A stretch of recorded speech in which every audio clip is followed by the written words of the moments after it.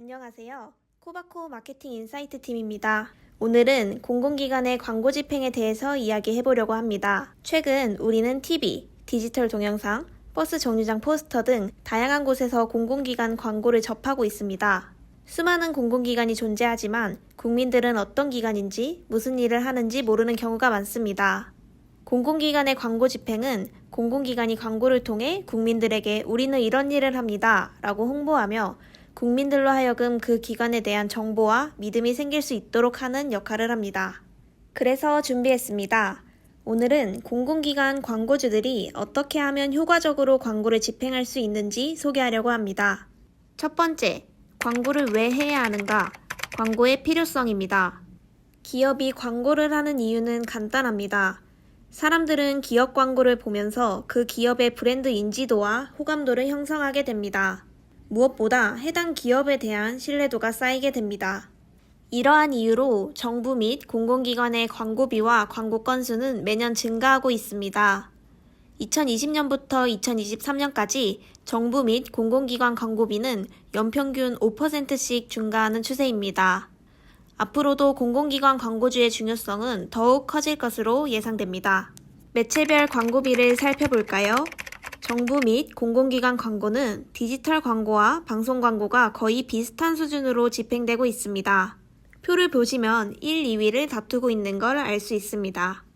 또한 인쇄 광고와 5개 광고의 비중이 일반 광고 대비 높은 것이 특징입니다. 공공기관 광고에 대한 고객 반응을 살펴볼까요?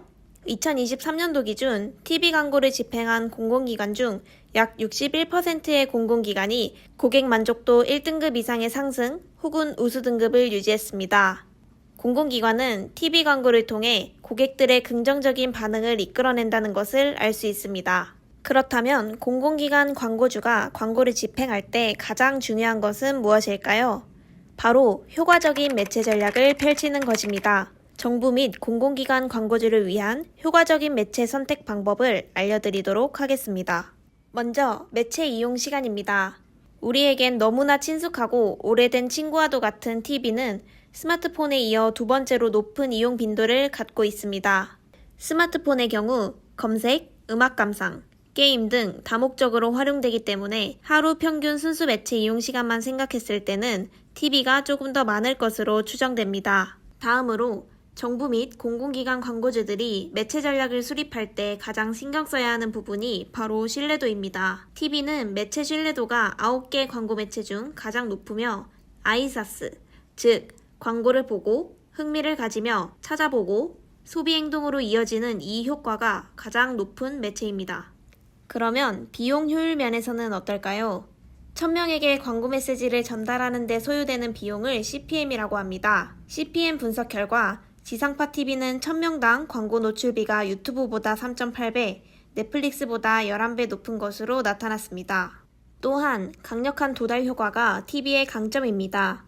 유사한 광고비를 투입했을 경우 디지털보다 도달률이 높게 나타나 국민 전체를 타겟팅하는 정부 및 공공기관 광고주에게 적합한 매체 선택이 될 수 있습니다. 한마디로 같은 돈을 쓸 때 TV 광고는 더 많은 사람에게 더 효율적으로 전달할 수 있습니다. TV는 디지털 광고 사기와 불법, 유해 콘텐츠가 자동으로 노출되는 브랜드 안전 위협이 없는 클린 매체입니다. 광고 사기나 브랜드 안전 위협에 걱정이 없는 매체이기에 공공기관 광고주들은 TV 광고를 필수적으로 선택하는 것이 좋습니다. 효과적인 매체를 선택했다면 그 매체 안에서는 어떤 채널을 골라야 할까요? 파편화된 미디어 시대에서 절대적인 커버리지를 가진 매체는 존재하지 않습니다.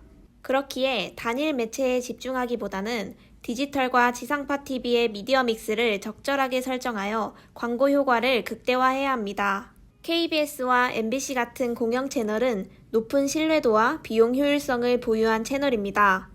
종편과 유튜브 대비 4배 정도 높은 효율성을 가지고 있습니다. 특히 가장 신뢰하는 매체 조사에서 1, 2위를 차지하였기에 공공기관 광고주들의 가장 적합한 채널이라고 할 수 있습니다. 이렇듯 높은 신뢰도를 갖고 있는 지상파 매체 KBS와 MBC에 광고를 하고 싶다면 공영 미디어랩 코바코를 알아야 합니다. KBS나 MBC의 드라마 혹은 예능 프로그램 앞뒤에 우리 기관의 광고가 나왔으면 좋겠다고요? 코바코에는 이런 일반 광고 상품을 구매하는 방법이 총 3가지 있습니다. 첫 번째는 업프론트, 최소 3개월부터 최대 1년까지의 광고 상품을 구매하는 방식입니다. 풍성한 추가 보너스와 지정 가산율 혜택이 제공되어 대형 광고주들의 선호도가 높은 판매 방식이라고 할 수 있습니다. 두 번째는 코바코의 가장 보편적인 판매 방식이라고 할 수 있는 정기물입니다. 보통 1에서 3개월 단위의 패키지를 구매하는 방식으로 최대 120% 보너스율을 받을 수 있는 판매 방식입니다. 마지막으로는 임시물입니다. 월중 수시로 업프론트와 정기물 이외의 특집을 대상으로 광고 상품을 구매하는 방식입니다. 이러한 일반 광고 이외에도 가상, 관적 광고 역시 코바코를 통해서 구매할 수 있습니다. 어떤 프로그램이냐에 따라 또 어떻게 프로그램 내에서 노출되느냐에 따라 가격이 달라지므로 코바코 담당 영업사원에게 문의 주시기 바랍니다. 마지막으로 KBS 2채널과 MBC의 콘텐츠는 앞으로 어떻게 이어질지 라인업을 살펴볼까요? KBS 2채널은 수목 드라마를 부활시켜 다양한 장르의 콘텐츠를 이끌어가고 있습니다. 현재 방영 중인 페이스미의 후속으로 800만 관객을 동원했던 영화 수상한 그녀의 드라마판이 기다리고 있습니다. 김혜숙, 정지소, 진영이 출연하여 원작만큼의 재미가 기대되는 작품입니다. 주말 드라마는 KBS 2채널에서 가장 높은 시청률과 주목도를 보장하는 시간대입니다.